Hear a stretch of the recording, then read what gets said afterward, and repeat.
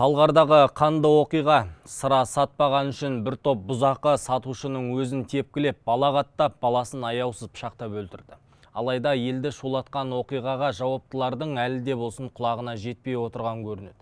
Қайғы жұтқан әкесі қаншерлердің жазасын полиция бермесе, өзім берем деп оқталып отыр екен. Елді шулатып отырған Оқағали Ақынды Сорлы деген блогерға жан-жақтан қарғыс айтылып жатыр. Хит болам деп ит болған Алишер Теменовтың көздегені осы болды ма? Ол мұндай әрекетке не себептен барды? Қарағанды мен Павлодар жақта алапат өрт тұтанды. Құтқарушылар неше күннен бері жалынмен алысып жатыр. Қаза болғандар бар. Неге өткеннен сабақ алмаймыз осы? Өрт неден тұтанды? Апта жақсы жаңалықтармен басталмай тұр. Неде болса, бір-бірден жеткізіп көрелік. Мен Уатхан Біләл, ассалаумағалейкум.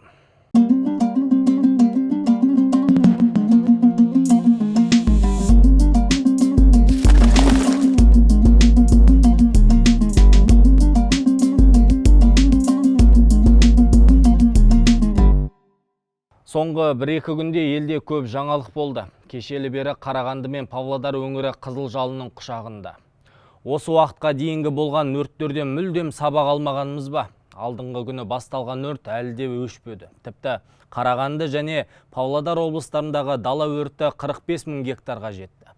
Өрт сөндіру барысында 33 жастағы аға өрт сөндіруші Қайрат Хали қаза тапты.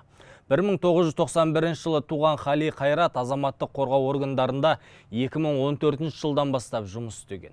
Оқиғаның мән-жайы анықталуда, сотқа дейінгі тергеу басталып үлгерді. Төтенше жағдайлар министрлігі қаза тапқан өрт сөндірушінің отбасына жан-жақты көмек пен қолдау көрсетпек. Бірақ қыршыннан қиылған өмірді қайтара алмайды. Күйік шалған басқа да қызметкерлердің денсаулығын қалыпқа келтіруде оңай емес. Қандай да апаттың алдын алу жағына әлі де болсын назар аударылмай тұр. Төтенше жағдайлар министрлігі қатты желдің екпінімен таутасты жерлер өрт ошақтарын ауыздықтауға тосқауыл болып тұр дегенді жеткізді. Министрліктің мәліметінше табиғи өртті сөндіру бойынша барлық қажетті шаралар қабылданды. Өрт шыққан аймаққа жақын орналасқан Айыр, Шөптікөл, Қызылшілік, Атантай, Теректі елді мекендеріне қауіп жоқ дейді. Айта кетсек, кеше Қоянды ауылының маңындағы құрғақ шөп өртенген. Оқиға орнына жергілікті орман шаруашылығы, төтенше жағдайлар департаменті күштері мен құралдары және ерікті өртке қарсы құрылымдар дереу жіберілген. Шақыру орнына барған кезде алдын ала 40 гектар алқаптың жанып кеткені анықталған. Өртті сөндіру барысында өңірлік төтенше жағдайлар департаментінің 2 қызметкері мен өртке қарсы құралының 1 қызметкерінің денелерін күйік шалды. Олар шұғыл түрде аудандық ауруханаға жеткізіліп, оларға алғашқы медициналық көмек көрсетіліпті. Кейін Қазавия құтқару акционерлік қоғамының тікұшағымен өрттен зардап шеккен тағы бір тұрғын Қарағанды қаласының ауруханасына жеткізіліпті. Алдын ала мәліметтер бойынша ол жеңіл күйік алыпты. Күндіз дала өрті Павлодар облысының шекарасынан өтіп, Баянауыл мемлекеттік ұлттық табиғи паркінің ормансыз аумағына көшті. Өрт шыққан аумаққа Қазавия құтқару тікұшақтары жеткен. Тікұшақ құрылғысына суды Шалқаркөл көлінен қармап алып, сағат 17:00-дегі жағдай бойынша өрт ошақтарына 6 рет жалпы көлемі 18 тонна су төгілді. Сондай-ақ авиавизуалды барлау барысында Желтау кентінің тұрғындарын алдын ала эвакуациялау туралы шешім қабылданды. Қауіпсіз жерге 18 адам, оның ішінде 8 бала эвакуацияланды. Өрт орнында Қарағанды және Павлодар облыстарының төтенше жағдайлар қызметкерлері, күштері, құрылымдық күштері, жеке құраммен 183 адам, 56 техника және 4 тікұшақ жұмылдырылды. Әлеуметтік желіде бұл референдумның нәтижесінен жұрттың назарын басқарға бұру деген түрлі алып қашпа әңгімелер айтылып жатыр. Айта кетейік, сайлаудың ресми нәтижесі бойынша АЭС-тің салынуын қолдап дауыс бергендердің саны 71,12% болыпты.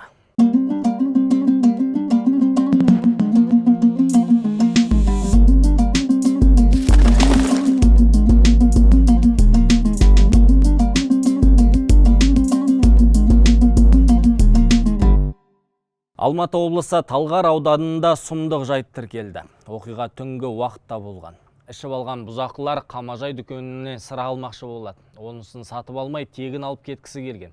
Сол түні дүкен кассасында ересек сатушы ұлдарымен бірге тұрған көрінеді. Екеуі ара сөз таластан дүкенші мен бұзақы арасында дау туады. Сатушының жасөспірім баласы екеуін ажыратпақ болады. Содан дүкеннен кетіп қалған азамат біраздан кейін екі көлік сыбайластарымен қайта оралып, дүкеншілерді тепкінің астына алған. Бұзақылардың әрекеті түнгі камераға түсіп қалған. Оқиға орнында сатушылар отбасының анасы да болыпты. Ол екі жаққа да тоқтау айтпақ болғанымен, еліріп алған бұзақылар екі ағайындыны әкесімен қоса ұрып соғады. Сатушы ағайынды жігіттердің бірі 1994 жылғы жігіт ауыр жарақатпен ауруханаға түсті. Ал кәмелет жасқа толмаған Шерзат ауруханаға барар жолда қайтыс болды. 2008 жылғы жігіттің жасы небәрі 15-те еді. Қаныпезерлер оны бүйірінен бірнеше рет пышақ сұққан. Олардың сатушылар отбасын қарумен де қорқытқаны анықталды. Қазір істің мән-жайы анықталып жатыр.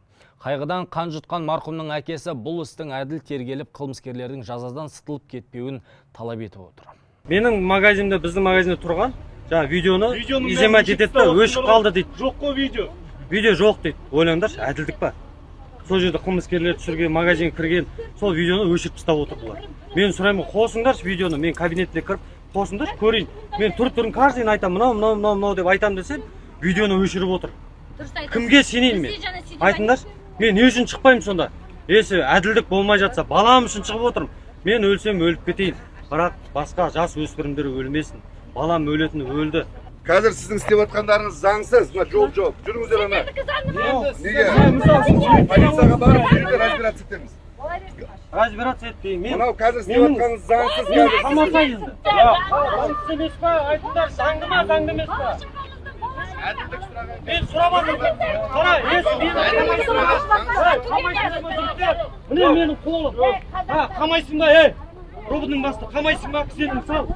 Қайтыс болған жасөспірімнің әкесінің айтуынша адам өлтіргендер өздерін қорқытып арыз жаздырған. Бір топ жігіттің қолынан мерт болған баланың туыстары күдіктілердің жартысы ұсталмаған деп отыр. Туыстарының айтуынша Талғардағы оқиғаға кемі 13 адам жауапты. Алайда полиция 7 адамды ғана ұстаған. Ал Алматы облысының полиция департаменті кәмелетке толмаған баланы өлтіру фактісі бойынша полиция қылмыстық іс қозғағанын хабарлады. Оқиғаға қатысушылардың барлығы ұсталып, уақытша ұстау изоляторына қамалыпты. Алайда полиция неше адам қамауға алынғанын нақтыламады. Бүгін ғана ішкі істер министрі аталған жайтты бақылауға алуды тапсырыпты. Шулы оқиғаны қазір күллі жұрт бақылап отыр.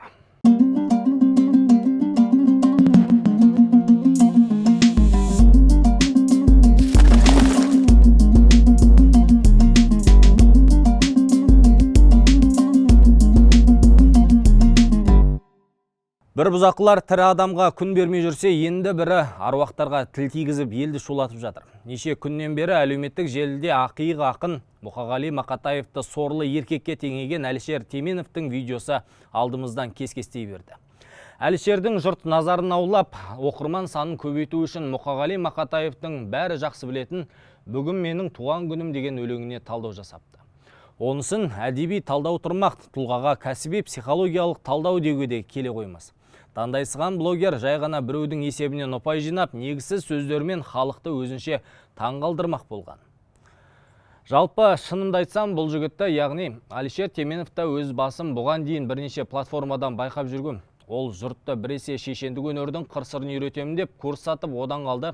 Жігіттерге қыздармен танысудың тәсілін үйретем деп әлеуметтік желіде видео таратып жүрген сұраншақ блогерлердің бірі. Хит болам деп ит болу деген осы шығар. Айтарын айтып алып, оны әлеу желісіне жүктеген соң әрине жұрт мұндай сорақы мазмұнды видеоға бірден елең ете қалды. Өйткені блогер сымақ бүтіндей бір ұлттың төбесіне көтеріп, жырларын жатқа айтып, әнге қосып жүрген ақынына тіл тигізді. Мұқағали Мақатаев жалпы жалғыз ете беретін сорлы еркек болады ғой, вот сондай. Бүгін менің туған күнім ойбалай, мына адамдар неге жатыр тойламай дейді. Сен жасасайшы туған күніңді, біз барамыз ғой. Айтады, бүгін менің туған күнім ойбалай, мына адамдар неге жатыр тойламай, банкет жасап берер едім өзім-ақ тәңірдің бір жартпай қойған. Причем тут Құдай? Инстаграмда дәл осындай рилстарда түсіргісі келетін эксперттерді өзімнің алдағы потогыма шақырамын. Рилстың сценарийінің жазылуына қатысты ақпараттарды сізге бөлсем, одан бөлек сізге 30 рилсті өзім түсіріп беремін. Провокацияның көкесін, пропаганданың көкесін жасап беремін. Бұл видеоға не көрсоқыр, не намысы жоқ адам ғана бейжай ғана қарап өте алады. Өйткені қазақтың мұзбалағы ақынына өз қазағы тіл тигізіп жатса, бұл ол адамның ұятсыздығы, білімсіздігі, тіпті тәрбиесіздігі. Кейін әлеуметтік желіде әншілерден бастап ақын жазушысы, дикторларда блогердің бұл қылығына өз ойларын жеткізді. Әлшер, сен қалай диктор болып жүрсің? Сен тіл тигізген, күстен алаған, боқтаған қазақтың аяулы ақыны Мұқағали Мақатаев та диктор болған ғой. Сен егер соны білсең, мұндай ұятсыздыққа, надандыққа, топастыққа, көргенсіздікке бармас едің ғой. Мұқағали Мақатаев қазақ радиосының беделді диктор болған, білікті маман болған. Қазақ творчествосына деген үлкен үлес қосқан ақындарға сөз тигізуге ешкімнің хақы жоқ. Ей, Әлшер, Темен.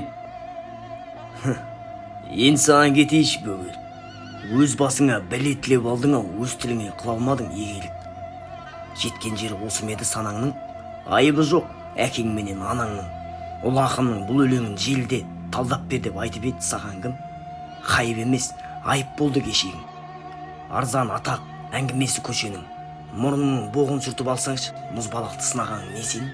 Ел алдында артқан жандай беделің, керілесің, толған жандай кемелің.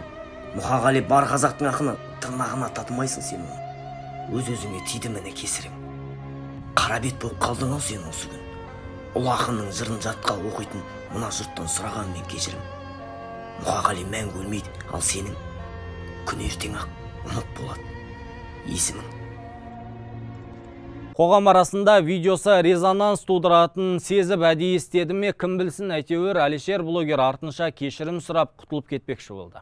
Алайда қоғамдағы резонанс ол күткеннен де әлде қайда қатты болды. Өйткені әлеуметтік желілердің айтуынша қара өлеңнің киесі деген жетесізді оңдырмайды.